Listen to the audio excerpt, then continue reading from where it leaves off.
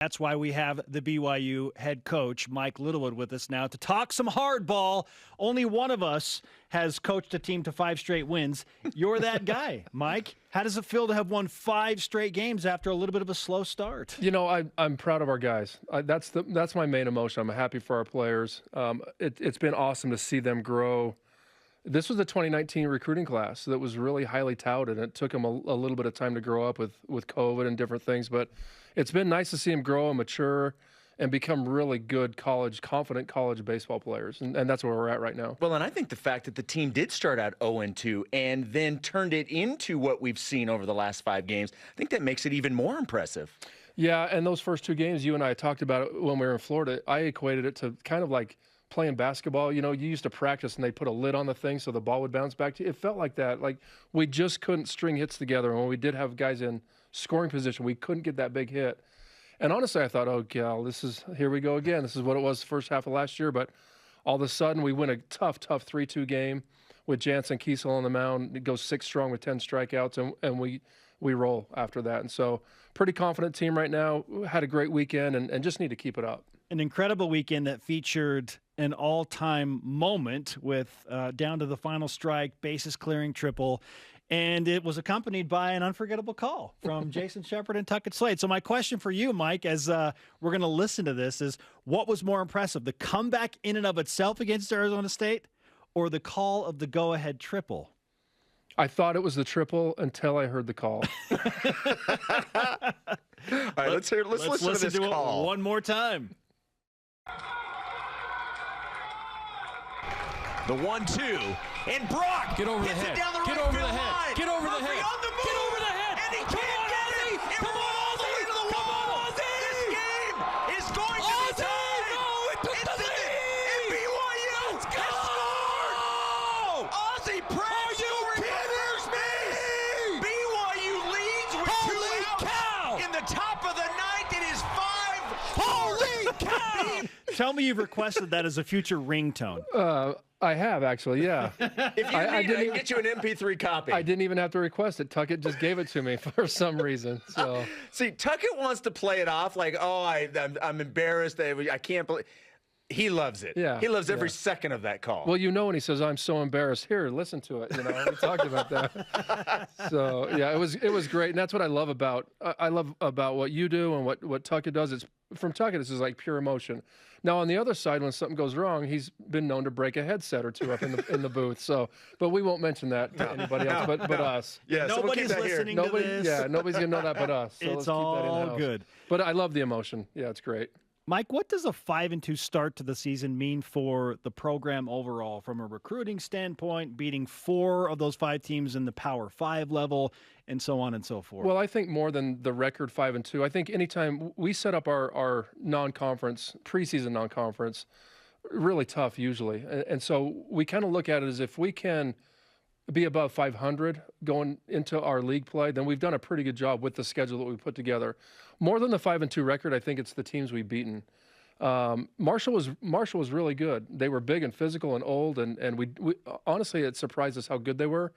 They had a good pitching staff. Indiana State was a regional team last year, and then to beat Ohio State and Arizona State, it's something that may not ever happen again to sweep by anybody, to sweep Arizona State on their home field. It was pretty impressive. So we were recruiting so many guys from Southern California and Arizona, and we had a lot of those kids at the game. And for them to see that, it just helps recruiting so much. And so I think that's the most important thing, is the recruiting aspect of it. Well, and let's talk about the pitching staff overall. And you knew what you had coming in. You had a lot of returning talent and a lot of returning experience, but you had a lot of young talent coming in.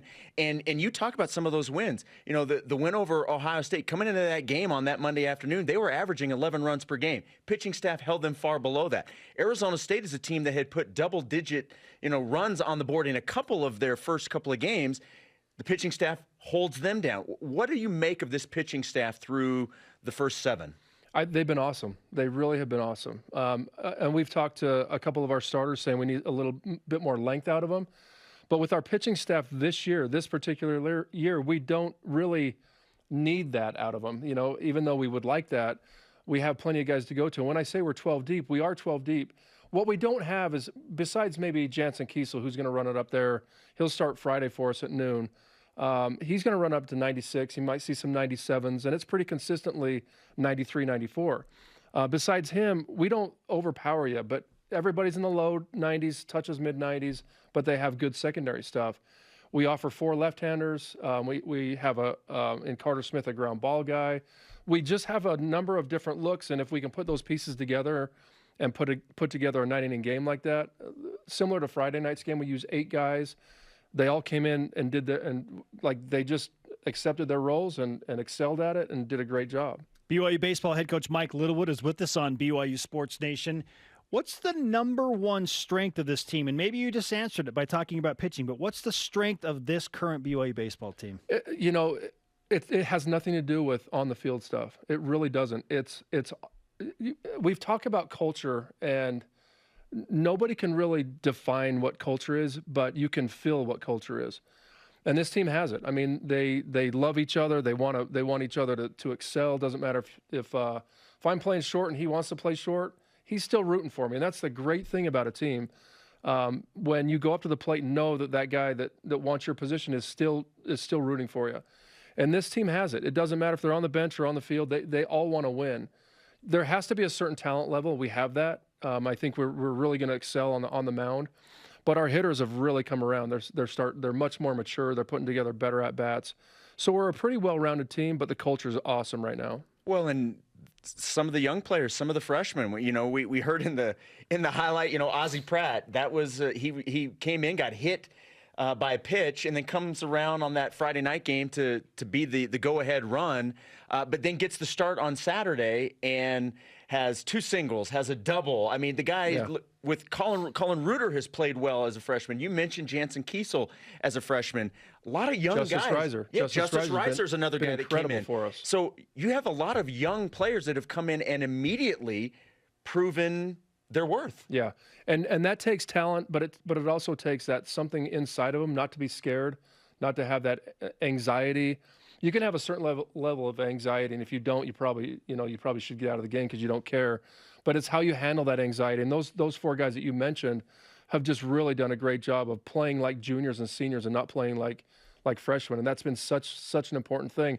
And then on the other side, we have Hayden Latham and Mitch McIntyre and Andrew Pintar and Brock Watkins playing like veterans, and that's what we need, and others. I shouldn't even mention 4 because we have Austin Deming. We have a ton of guys doing that.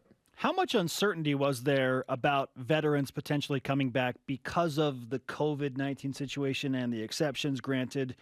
Did you expect all of this to return, or were you anticipating that maybe some of them would take off? Well, I think our 2 question marks were probably Mitch McIntyre and Hayden Latham, and both of them they're so close to graduating. They could have like Hayden's taken 1 class right now, but he just said. I remember our exit meeting last year in whatever it was, end of May, June, and he said, I can't imagine myself not doing this. And so I think their perspective has changed. Like, I just want to help this team win. No matter what it is, I just want to help this team win. And Hayden Latham is he's the player that we knew we were getting out of, like a 2-time All-American out of College of Southern Idaho. He's finally coming into his own at this level, putting together great at-bats, hitting the ball off the wall, drag bunting, doing a lot of different things, playing good outfield. And Mitch McIntyre is probably he's our go-to guy. I mean, if he goes, we go, and he's been playing great. And it's amazing because he did not see a live pitch before our first game because of a little bit of a wrist injury, and he's just smoking it. I mean, he's just playing so great. Yeah, he's a gamer. He's a gamer. So the home opening series against Milwaukee is going to be played, but it's going to be played a little differently than what was originally on the schedule. Still going to be a 3-game series that will start Thursday, but instead of being a game on Thursday, 1 on Friday, 1 on Saturday, you're going to go with a doubleheader on Thursday and then 1 on Friday, but it's some different times due to weather. Why don't you let everybody know what to expect for this opening series? Yeah, as we look at the weather, and as a baseball coach, I've learned since I was 19 years old coaching baseball that you keep one eye on the weather. I mean, that's what you do. And in fact, through Dave McCann, I've built a relationship with Kevin Eubank. And so I just text Kevin Eubank all the time instead of looking on weather.com. And just kind of looking at it, looks like a storm's coming in Friday night, and it's going to kind of linger here until Saturday. And so Milwaukee agreed to play, and tomorrow's going to be incredible. I mean, it's going to be around 60. So we thought, let's just play 2 games tomorrow, 1 game Friday at noon, to make sure that we get 3 games in, and we're not sitting here in the snow. And I think it's going to be nicer for our fans, and hopefully, playing earlier, it's a little bit sketchy with getting people out here, but hopefully we get a nice crowd. And the games on Thursday, game 1 at 1, game 2 at 4, or 30 minutes after the completion of game 1. Is that correct? Yeah, correct. And the other cool part about it is, obviously you want to come see this team that's winning, but there's something new to see at Miller Park in the outfield, which if you've driven by, you've probably seen it on the last couple of days, but a brand new video board, which looks amazing. Yesterday we had a 2.5-hour practice, and I think I spent an hour and a half just like going, admiring, just staring at the scoreboard. I mean, it's absolutely it's going to create such a great fan interaction experience, and you won't know it until you come here and see all the information that's up there, and you'll know exactly what's going on in the game. And I know he doesn't want to be announced, but I mean, or named or anything. But we had a former player step up who's helped us a ton, and can't thank that family enough for basically paying for the scoreboard and helping out with the softball scoreboard as well, and getting both those boards up. With the pros currently not playing, do you feel like there's an additional spotlight now on college baseball? I really do. I feel like the people who I've been just through my everyday life, I've been talked to a few people saying that we're going to come out to some games, and there's nothing that haven't previously come out to college baseball games, and so maybe we'll pick up some more fans. But people love baseball. It doesn't really matter what level it is. I mean, if I was going to like T-ball games when we couldn't play in 2020, so I hope it brings out some more fans. I've seen a couple of tweets, whether it be an article that you were a part of talking about BYU baseball, I think with D1 baseball. Perfect game, done some radio stuff. What's the outside right now saying about BYU baseball in the start? Well, I know D1, Eric Sorensen gave me a call after we swept Arizona State, and he goes, let me preface this interview with an I'm sorry, but you're going to be our underdog of the week, And I said, that's great, because the only time we've been picked by the coaches to win our league, we took last. And every time we're picked to take 6th or 7th, we win it. And so I'm happy with the underdog role. But I think, the mark of a really good team in baseball is consistency. That's why the big leagues play 162 games, and we play 56. And so we need to sustain this. Sustainability is the number one thing. And because we know there's going to be some tough times. We're not going to sweep ASU every week. It's not going to be like that. We just need to keep that consistency, even keelness, and kind of roll through this season and see where it ends. What's the scouting report on Wisconsin-Milwaukee? Big, strong, athletic. They have 20. They've stolen 20 out of 20 bases in their first 7 games. Wow. Albeit 17 of them against Alabama A&M, 3 against Arizona, University of Arizona. They really swing it. They get up there and swing it. They're older. They're an older group. And they're a little bit thin on pitching right now. They have a couple guys down that threw last week. And so if we just go play our game and keep that intensity that we had and keep the confidence, we should be fine. But always tough to win 2 ball games. Nobody likes doubleheaders in baseball. And so it's tough to win 2 games in one day. But our team was pretty pumped. I go, you ready to play 2 on Thursday? And they're like, let's play 3. So they're ready to go. And the rotation, Sterner, Daly, Kiesel for the 2 on Thursday and 1 Friday, correct? Yep, that's a rotation. What's your go-to snack in between the 2 games of a doubleheader? I like the gummy, like the glucose gummies. That's what I go to. Yeah. They're good. No, they're good. Glucose gummies. And they have a little bit of sugar on them. Yes. So, and I always have beef jerky in the dugout. Just munch on beef jerky in the dugout. It's hard to argue with that. Yeah. Watching some baseball, chewing on some beef jerky. There's nothing, yeah. And some glucose gummies. And if I need to send somebody up for a cougar tail, then I might do that. Mike, let's give you some karma for another series win against Wisconsin-Milwaukee. I'll take it. Thanks for coming in, man. Guys. Yeah, Congratulations on the fast start. Thanks.